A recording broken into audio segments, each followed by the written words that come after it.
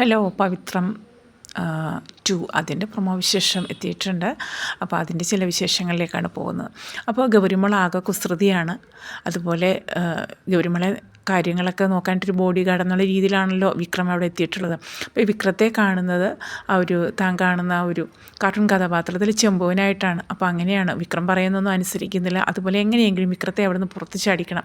വിക്രം കൊടുക്കുന്ന ഫുഡൊന്നും കഴിക്കുന്നില്ല. സ്കൂളിൽ ഇടവേള സമയത്ത് നല്ല ഫുഡും കാര്യങ്ങളൊക്കെ കഴിക്കുന്ന സമയത്ത് വിക്രം അതൊക്കെ നോക്കാനായിട്ട് ചെല്ലുകയും ആ സമയത്തൊക്കെ വിക്രത്തെ പറ്റിച്ച് ഓരോന്ന് കള്ളത്തരങ്ങളൊക്കെ കാട്ടി അതൊന്നും കഴിക്കാതിരിക്കുകയൊക്കെ ചെയ്യണം. അപ്പോൾ ആ ഒരു സമയത്ത് വിക്രം ആ ഒരു സ്നേഹത്തിൻ്റെതായ രീതിയിൽ മോളെ കളിപ്പിച്ചും ചിരിപ്പിച്ചും ഒക്കെ മോളുമായിട്ട് കൂടുതൽ അടുപ്പം കൂടാൻ ശ്രമിക്കുകയാണ്. അങ്ങനെ ചപ്പാത്തിയിൽ ഐസ്ക്രീമൊക്കെ തേച്ച് കൊടുത്ത് അങ്ങനെ ആ ഫുഡ് മോളെ കൊണ്ട് കഴിപ്പിക്കാനൊക്കെ നോക്കുന്നു. മോൾക്ക് അതൊക്കെ ഇഷ്ടമാവുന്നു. അങ്ങനെ അവർ കൂടുതൽ അങ്ങനെ അടുക്കുകയാണ്. അപ്പം വിക്രമായിട്ട് വീട്ടിൽ അതുപോലെ കളിയും ചിരിയും കാര്യങ്ങളും ഒക്കെ ആയിട്ട് കൂടുതലങ്ങ് അടുക്കുന്നു.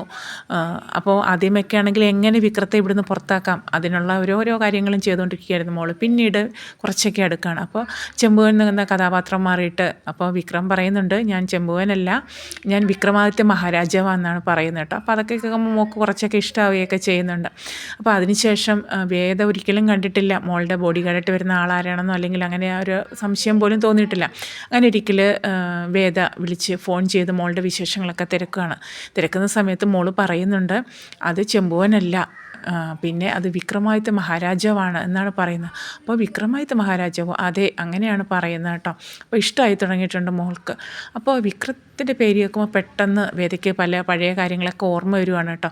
വിക്രവും വേദയായിട്ട് ഇങ്ങനെ യാത്ര ചെയ്യുന്നതും ആ ഒരു സ്നേഹ നിമിഷങ്ങളും അവർ പങ്കിട്ട ആ ഒരു സന്തോഷ നിമിഷങ്ങളൊക്കെ ഇങ്ങനെ വേദയുടെ മനസ്സിലിങ്ങനെ ഓരോന്നായിട്ട് ഓടി വരുവാണ് കേട്ടോ.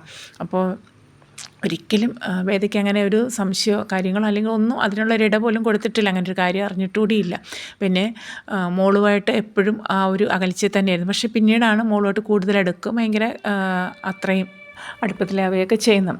പിന്നീട് ഇനി വരുന്ന ആ ഒരു എപ്പിസോഡിലൊക്കെ നമുക്ക് കാണാനായിട്ട് കഴിയുന്നത് വേദ ഉറപ്പായിട്ടും വിക്രത്തിന് ആ ഒരു കണ്ടുമുട്ടും, വിക്രവും വേദയും തമ്മിൽ കണ്ടുമുട്ടും. പക്ഷേ കണ്ടുമുട്ടുന്ന സാഹചര്യം നമ്മൾ പ്രേക്ഷകരെ ആഗ്രഹിക്കുന്ന പോലെ ആവില്ല. കാരണം വേദയ്ക്ക് ഒന്നും തുറന്നു പറയാൻ പറ്റാത്തൊരു സാഹചര്യത്തിലാവും വിക്രവും വേദയും തമ്മിൽ കണ്ടുമുട്ടുന്നത്. കാരണം തൻ്റെ കുട്ടി ആണ് ഇതെന്നും അല്ലെങ്കിൽ അരുണിൻ്റെ ഭാര്യയല്ല താനെന്നുമൊക്കെ ചിലപ്പോൾ പറഞ്ഞറിയിക്കാൻ പറ്റാത്ത ഒരു സാഹചര്യത്തിൽ കഥകൾ കൂടുതലായിട്ട് തുറന്ന് പറയാൻ പറ്റാത്തൊരു സാഹചര്യത്തിലാവും അവർ തമ്മിൽ കണ്ടുമുട്ടുക.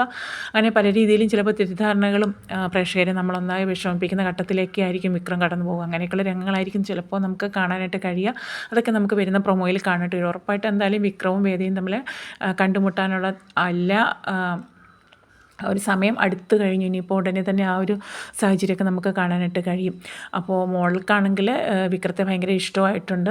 തൻ്റെ അച്ഛൻ തന്നെയാണ് അവൻ്റെ കൂടെ ഉള്ളതെന്ന് മോളും തിരിച്ചറിയുന്നില്ല. അങ്ങനെയൊക്കെ വളരെ നിർണായകമായ നിമിഷങ്ങളൊക്കെയാണ് പവിത്രത്തിൽ ഇനിയിപ്പോൾ കാണാനായിട്ട് കഴിയുന്നത്. അപ്പോൾ ഉറപ്പായിട്ട് ഈ പ്രൊമോ ഇഷ്ടപ്പെട്ടെങ്കിൽ ഒന്ന് ലൈക്ക് ചെയ്യാനും സപ്പോർട്ട് ചെയ്യാനും മടിക്കല്ലേ. അപ്പോൾ സബ്സ്ക്രൈബ് ചെയ്യാതെ കാണുന്ന കൂട്ടുകാർ പ്ലീസ് ചാനൽ ഒന്ന് സബ്സ്ക്രൈബ് ചെയ്യുക. അതുപോലെ പവിത്രം സീസൺ 2 നല്ല അടിപൊളി കിടിലൻ എപ്പിസോഡ് രംഗങ്ങൾക്കാണ് ഇനി ഇപ്പോൾ വരാനായിട്ടുള്ളത്. അപ്പോൾ അത് കണ്ടൊന്ന് സപ്പോർട്ട് ചെയ്യുക. ഓക്കെ.